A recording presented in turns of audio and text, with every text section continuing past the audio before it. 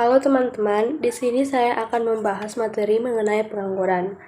Nah, mungkin di antara kita sudah sering bahkan sudah mengerti apa itu pengangguran. Nah, di sini saya akan menjelaskan kembali secara singkat apa itu pengangguran. Ya, ya. Pengangguran merupakan jumlah dari tenaga kerja dalam bidang perekonomian yang aktif mencari pekerjaan tetapi belum berhasil mendapatkan pekerjaan tersebut. Nangga, seorang ahli ekonomi, berpendapat bahwa pengangguran merupakan keadaan ketika seseorang yang tidak termasuk dalam kategori angkatan kerja yang tidak memiliki pekerjaan serta secara tidak aktif mencari pekerjaan tersebut. Di sini saya akan menjelaskan secara garis besar jenis pengangguran. Nah, yang pertama itu pengangguran konjungtural, yang kedua pengangguran struktural, yang ketiga pengangguran musiman, yang keempat pengangguran friksional, yang kelima pengangguran terbuka, yang keenam pengangguran setelah menganggur, dan yang terakhir pengangguran terselubung. Nah, itu tadi sekian beberapa jenis pengangguran secara singkat yang dapat saya jelaskan. Nah, di sini saya akan menjelaskan secara singkat apa itu pengangguran friksional.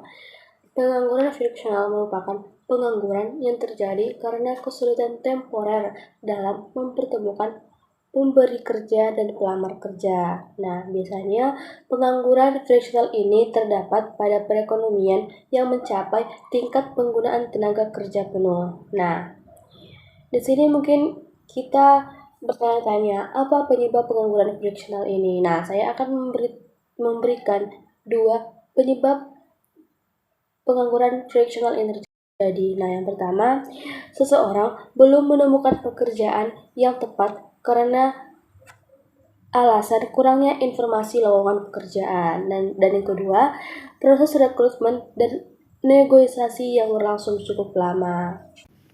Baiklah, di sini saya akan menjelaskan tentang pengangguran struktural.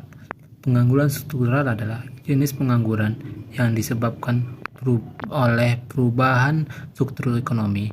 Perubahan ini bisa karena kondisi ekonomi suatu negara sedang tidak baik atau perusahaan mengalami goncangan bisnis. Beberapa perusahaan yang sedang melakukan restrukturisasi karyawan melakukan merger mengalami pengeluaran yang melampaui batas kemampuan, hingga kegagalan penjualan juga akan menjadi penyebab pengangguran struktural. Berikutnya itu penyebab pengangguran struktural. Yang pertama itu geografi, yang kedua kondisi dan selera pasar yang berubah, yang ketiga tingkat pendidikan rendah, yang keempat tidak bisa mengikuti perkembangan teknologi, dan yang kelima tidak ada inovasi.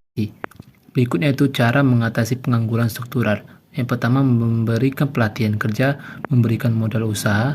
Yang ketiga, sosialisasi perkembangan teknologi. Dan yang keempat, pembukaan lowongan kerja. Dan yang kelima, melakukan perpindahan tempat tinggal. Selanjutnya yaitu pengertian upah. Upah adalah hak pekerja atau karyawan yang diterima dan dinyatakan dalam bentuk sebagai imbalan dari pengusaha atau pemberi kerja kepada pekerja yang ditetapkan dan dibayarkan menurut suatu perjanjian kerja, kesepakatan, atau peraturan perundang-undangan, termasuk tunjangan bagi pekerja dan keluarganya atas suatu pekerjaan dan atau jasa yang telah atau akan dilakukan. Di sini saya akan membahas jenis upah secara garis besar. Jenis upah ada 5. Yang pertama itu upah nominal, yang kedua upah nyata, yang ketiga upah hidup, yang keempat upah minimum, dan yang kelima itu upah wajar. Yang selanjutnya adalah inflasi. Inflasi adalah kecenderungan dari harga-harga untuk naik secara umum dan terus-menerus. Akan tetapi, bila kenaikan harga tersebut hanya pada satu barang, hal itu tidak bisa disebut dengan inflasi, kecuali bila kenaikan tersebut meluas atau menyebabkan kenaikan sebagian besar dari harga barang-barang lain. Bahkan, mungkin dapat terjadi kenaikan tersebut tidak secara bersamaan. Menurut Milton Friedman, inflasi merupakan sebuah fenomena moneter yang selalu terjadi dimanapun dan tidak dapat dihindari. Inflasi dikatakan sebagai fenomena moneter jika terjadi di peningkatan harga yang berlangsung secara cepat dan terus-menerus. Nah, mungkin kita bertanya-tanya, apa sih yang menyebabkan inflasi itu? Faktor yang menyebabkan inflasi dapat dilihat dari faktor-faktor utama, yaitu inflasi dapat disebabkan dari sisi permintaan, sisi penawaran, maupun ekspektasi. Faktor yang juga disebabkan oleh inflasi tersebut dapat merupakan gabungan dari ketiga faktor tersebut. Inflasi permintaan dalam ilmu ekonomi, terdapat dua variabel penting yang selalu dijadikan piranti dalam melakukan berbagai analisis ekonomi, termasuk dalam menganalisis faktor-faktor yang menyebabkan inflasi. Dua variabel tersebut adalah permintaan dan penawaran agregat.